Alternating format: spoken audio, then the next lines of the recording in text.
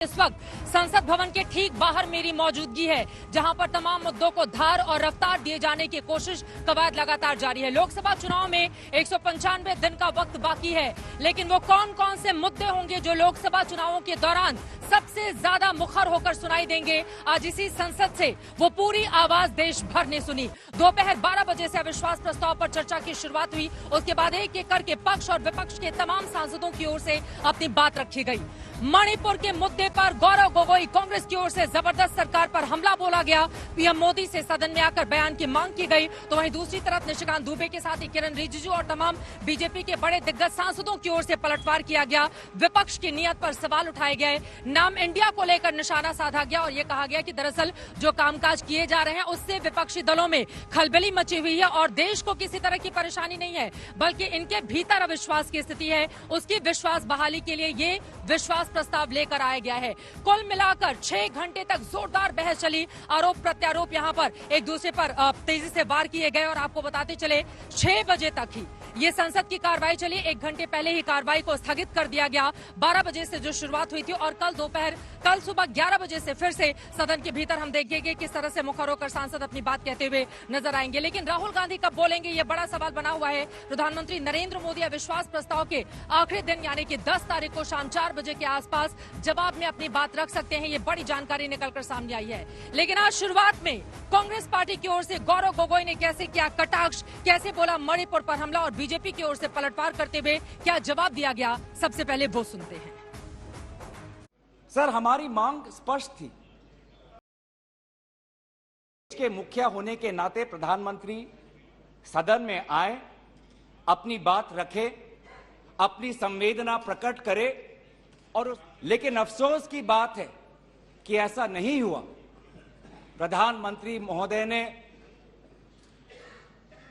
एक मौन व्रत लिया कि सदन में ना लोकसभा में कुछ बोलेंगे ना राज्यसभा में कुछ बोलेंगे और इसीलिए अध्यक्ष महोदय ये नौबत आनी पड़ी कि हम अविश्वास प्रस्ताव के द्वारा प्रधानमंत्री मोदी जी का मौन व्रत हम तोड़ना चाहते हैं। पिछली 66 साल में आपने सोचा ही नहीं, आप कल्पना भी नहीं कर सकते हैं का तो दूर है। इसलिए नरेंद्र मोदी जी ने नॉर्थ ईस्ट के 8 राज्यों के साथ पूरा दिल से दिल जोड़ते हुए आज लोगों का विश्वास जीता है। यही प्रधानमंत्री जी का सबका साथ, सबका विश्वास और सबका प्रयास और सबको लेकर के एक टीम होकर के कल ही प्रधानमंत्री जी ने सबको कहा कि अब नॉर्थ ईस्ट को हम नए फेस डेवलपमेंट में ले जाएंगे और नॉर्थ ईस्ट इंडिया का एक ग्रोथ इंजन बनेगा।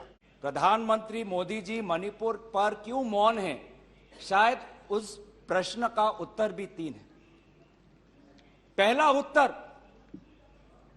कि प्रधानमंत्री मोदी जी को कबूल करना पड़ेगा कि उनकी डबल इंजन की सरकार, उनकी सरकार मणिपुर में व्यर्थ हो गई है, विफल हो चुकी है। इसीलिए आज मणिपुर में 150 लोग मरे, लगभग 5000 घर जलाए गए, लगभग 60,000 लोगों आज शिविर में हैं, लगभग 6500 एफआईआर है और मुख्यमंत्री, प्रदेश के मुख्यमंत्री होने के नाते जो एक संवाद का वातावरण बनाना चाहिए था, जो एक शांति, अमन और सद्भावना का एक वातावरण जो बनाना चाहिए था, आज उन्होंने सिर्फ मई महीने से नहीं, पिछले 2-3 सालों से ऐसे कुछ भड़काऊ उन्होंने कदम लिए हैं जो आज समाज के बीच में तनाव पैदा हो गया है।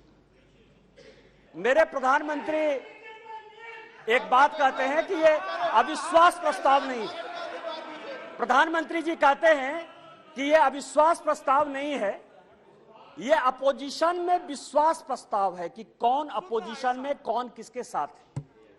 जब माननीय प्रधानमंत्री जी ने यह कहा तो मैंने सोचना शुरू किया सर कि प्रधानमंत्री जी ये बात क्यों कह रहे हैं, हमारे खिलाफ अविश्वास प्रस्ताव है, लेकिन वो कह रहे हैं कि ये अपोजिशन वाले अपने विश्वास प्रस्ताव की बात कर रहे हैं और उसमें वो देखना चाहते हैं कि कौन दल सचमुच उनके साथ है। प्रधानमंत्री मोदी जी मणिपुर पर क्यों मौन हैं? शायद उस प्रश्न का उत्तर भी 3 है। पहला उत्तर कि प्रधानमंत्री मोदी जी को कबूल करना पड़ेगा कि उनकी डबल इंजन की सरकार, उनकी सरकार मणिपुर में व्यर्थ हो गई है, विफल हो चुकी है। इसीलिए आज मणिपुर में 150 लोग मरे, लगभग 5000 घर जलाए गए, लगभग 60,000 लोगों आज शिविर में हैं, लगभग 6,500 FIR है।